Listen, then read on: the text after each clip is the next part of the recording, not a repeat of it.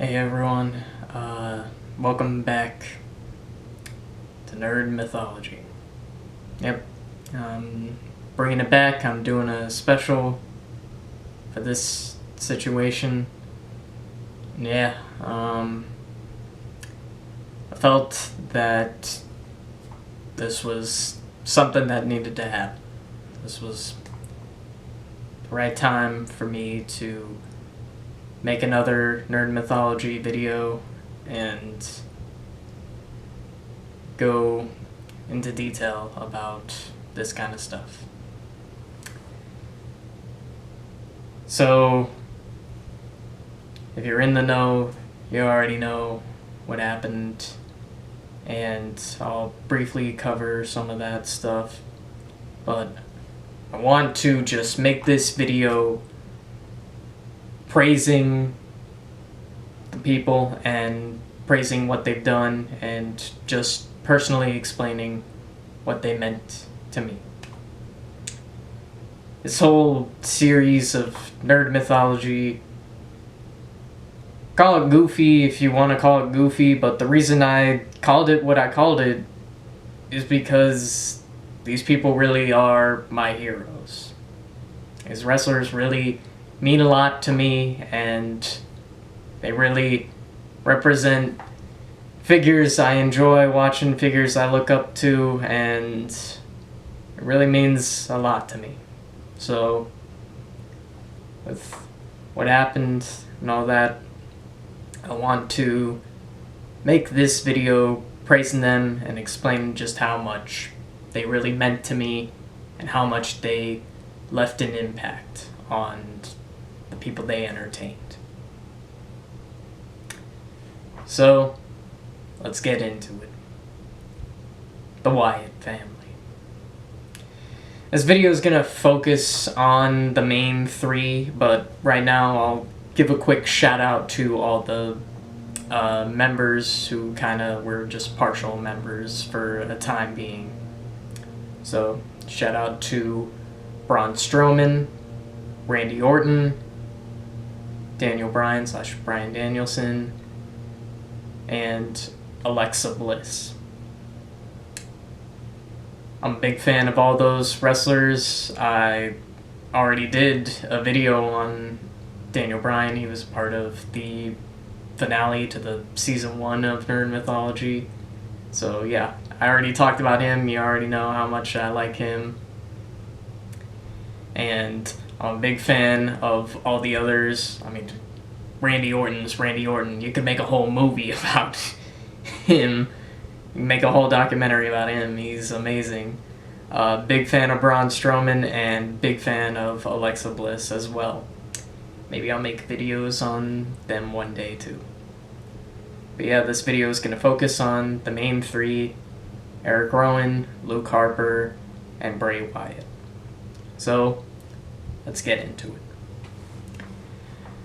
The Wyatt family is one of the most unique factions in all of pro wrestling history.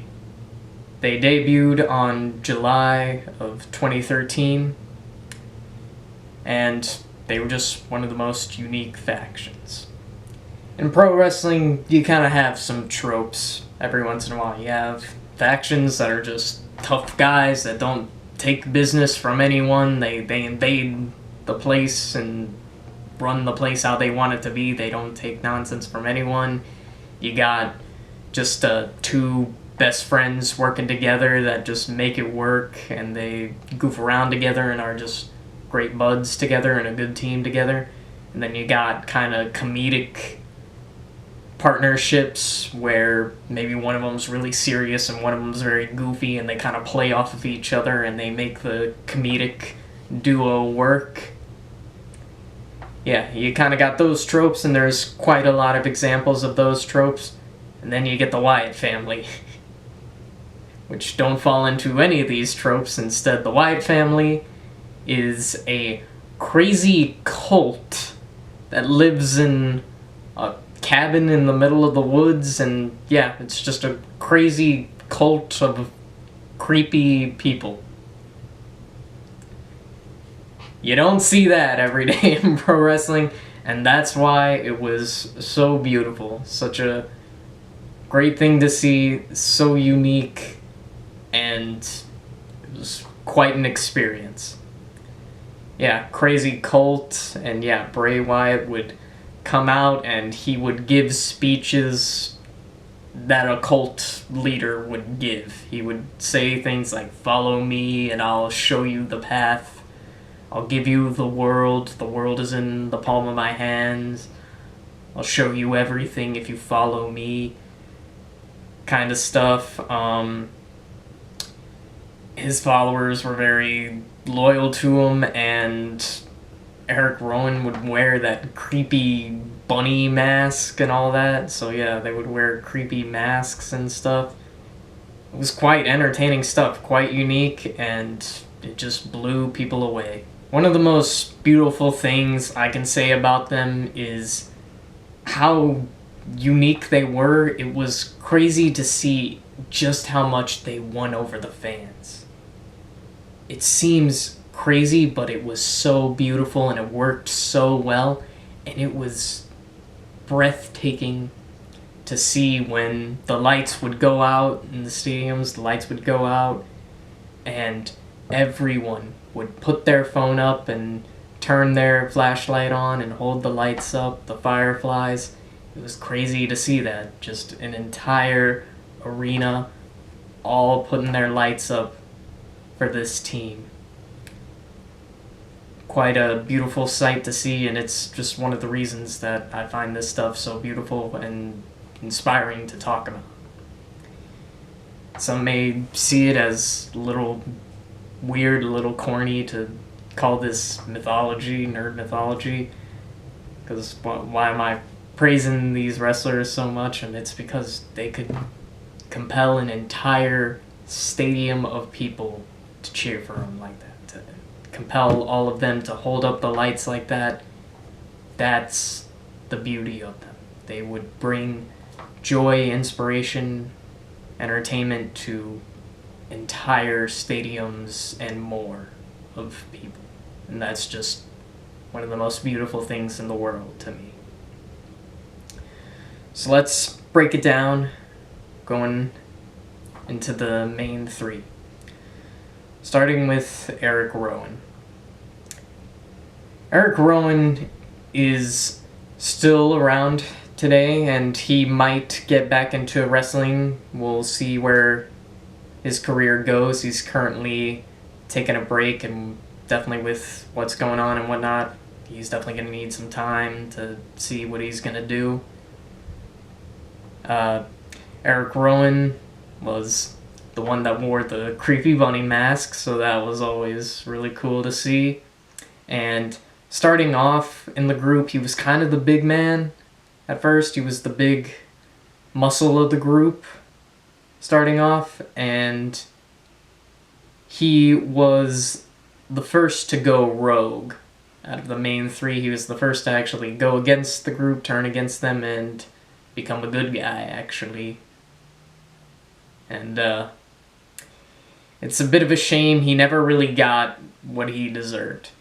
He was very entertaining in what he was doing, very unique in what he did, and I loved his bunny mask. I brought it up several times in this video, I'm bringing it up again. I love it, and I would love to see him come back and achieve a ton of things, because man, he deserved so much better. He never really got what he deserved. He deserved to be a top star and really have a run at some championships, and it's a shame that he never really got anything. Him and Luke Harper got to hold tag championships, but that's about it. He never got to hold anything on his own, and it's a shame. I hope he maybe comes back and gets to someday. Next, Luke Harper. So now we're going to get into the sad parts of this. Luke Harper, aka Brody Lee, has passed away. He passed away a few years ago. And very tragic, out of nowhere passing. Luke Harper was a very entertaining character, and I liked how much he really just embodied the character. I looked at him and he literally looked like a crazy cult guy. He looked just like somebody who would be living in the woods, being a part of a creepy cult and all that. And I loved the energy he really brought to his wrestling. He was crazy and he showed it in the ring, and it was very entertaining to see, and I enjoyed the character so much because I loved how crazy he was, but I kind of felt like sympathetic to him in the sense that, like, I don't think he even realizes how crazy he is, you know? He's just fallen into the insanity, but he's having fun with it, and I want to see him have that fun. Yeah, him and Eric Rowan got to get some tag championships at one point, but kind of the same thing with Eric Rowan. Luke Harper never really got to do stuff on his own, which is a real shame. Never got to hold championships on his own. I think that's a real shame. Missed opportunity there. But he very much captivated the audience, inspired the audience, and was a very entertaining character. And now, leader of the group, Bray Wyatt, aka Wyndham. He has also passed away. This was very recent and one of the reasons for making this video. Bray Wyatt was such an interesting character and one of the most entertaining things to ever come out of WWE, in my opinion. He was so wild and it was so entertaining. The speeches he would give, he would sometimes like quote activists, he would quote cult leaders, he would just say these crazy speeches that just no one else would give. You guys know the typical wrestling speeches. I'm gonna whoop your ass because of this. I'm better than you because of this kind of stuff. He went in such a different direction with "Follow me and I will bring you to freedom. I will give you the world. Follow me. Only I have the key to freedom." Kind of stuff like that, and it was always so compelling. Such interesting stuff, and I loved how he seemed beyond everything else, you know? So much of the wrestling, it's focused on, oh, I want the championship, I want this, I want that, I don't like this guy and I want to beat him up, kind of stuff. Bray Wyatt really just went beyond that scope and instead just seemed to be like saying, I'm gonna do what I do because it'll like bring peace to the world or something, you know? He seemed like he truly believed what he preached and thought like, I have to do this because like some godly figure told me to or something like that. And it was very fun, very interesting to see, and I liked that it wasn't just simply, oh, I'm going for a championship or all that. It was, I'm doing this because the world wants me to, or something like that. And I love stuff like that. I love when they really change it up and it's not the same stuff. I like how different it was, and it got me hooked in. I was very interested to see what he was gonna do, where he was going, because he wasn't just getting championships or any of that. He was doing what he believed his purpose in life was. Very interesting stuff. And when he reinvented himself as the Fiend, that was crazy as well. And it was quite a crazy concept. So he basically kind of did a dual personality bit there with the Fiend. He would do sketches where he was a crazy guy in his Firefly fun house. So he would do skits that were like mocking kids entertainment, like the Muppets or Mr. Roger, all that. He would like talk to puppets and be a crazy whack job with them. And then when he came out to the ring, he would wear a mask and just be like a serial killer, evil monster. And it was crazy. It worked. It was so interesting. It was almost like a movie wrapped up in just his performance there, where, yeah, you would see the segments of him goofing around in the house. Ooh, look at this puppet. Ooh, kind of stuff. And you just see how crazy this guy is. And then you see him come out, and he's just like an evil entity with a mask, and he just would massacre people, and it was crazy. Kind of reminded me of Heath Ledger's Joker from The Dark Knight, when he like filmed that one guy, the fake Batman guy. He was like, "Oh, why do you dress like Batman?" And then you see Heath Ledger's Joker in person, and you see just how crazy he is when he's like, yeah, when he gives the famous, "You want to know why I got these scars?" stuff. Yeah. Bray Wyatt very much seemed like that. And yeah, comparing his stuff to Heath Ledger's Joker, that's very high praise. And Bray Wyatt's final version, he stepped away for a while after he lost his title. He won, so yeah, that's good to note. Bray Wyatt won both World Championships. He won the WWE Championship, and he won the Universal Championship as The Fiend. So that's really cool. He got to hold some gold, and very glad for that. So he has a great legacy to leave behind. Still, maybe you could have had some more runs with him, but he at least got some. And yeah, his final run, after he lost the Universal Championship as The Fiend, he came back, he reinvented himself. A little bit later, yeah, a few years later. Came back, and he was now doing a dual personality thing.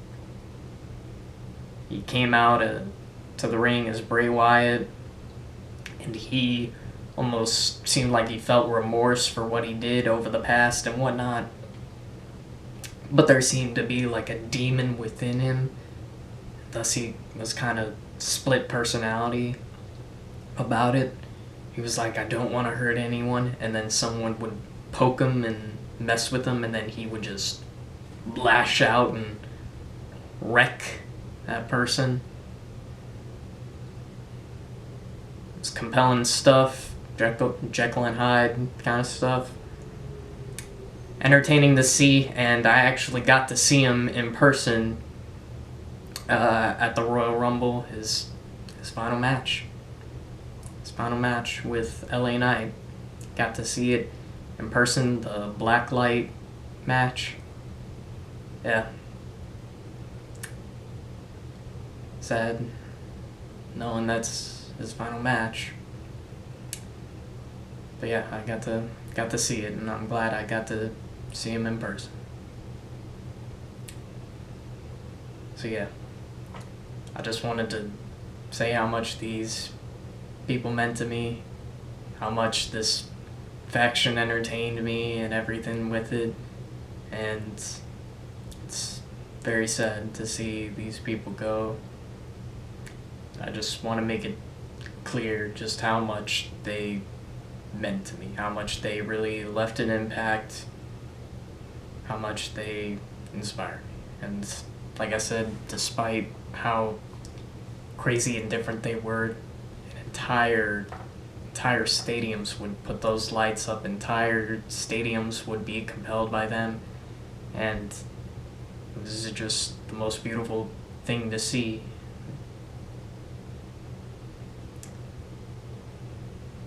I'm glad I got to see all of this. So yeah. Thanks everyone for watching. Rest in peace to the wrestlers we've lost.